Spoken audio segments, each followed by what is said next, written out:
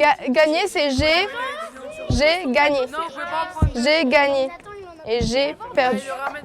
J'ai perdu. Ils ont entre 6 et 12 ans et déjà, la langue des signes n'a plus de secret pour eux.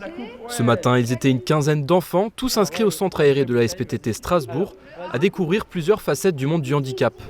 On a profité de la semaine du handicap pour proposer différents ateliers autour du handicap aux jeunes enfants qui sont là dans le cadre du centre aéré tous les mercredis. L'objectif, c'était de sensibiliser les enfants et leur montrer un peu et leur faire prendre conscience de ce que les personnes handicapées vivent au quotidien.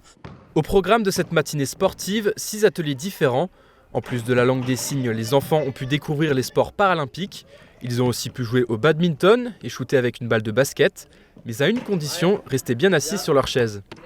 Ils sont très réceptifs, et, ils apprennent très vite et il est important de les sensibiliser quel que soit l'âge. On est dans une société où l'inclusion est importante, où tout est fait pour inclure les personnes en situation de handicap.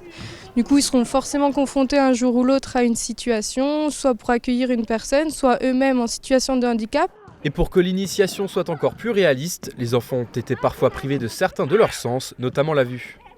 C'est important parce que après on sait ce qu'ils peuvent ressentir, on sait comment ils se sentent et qu'est-ce qu'ils peuvent faire pendant qu'ils font leur sport. J'aime bien voir qu'est-ce que ça fait d'être handicapé et voir si, comme ça peut être dur. Je ratais pratiquement tout et je me rends compte à quel point c'est difficile. Et aussi, il y avait un petit garçon en fauteuil roulant. Et quand je regardais comment il le faisait facilement, je me suis dit que ça devait vraiment être très dur pour lui.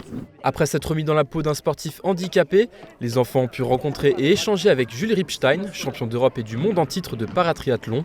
De quoi peut-être les motiver à s'intéresser aux Jeux paralympiques de Tokyo l'été prochain.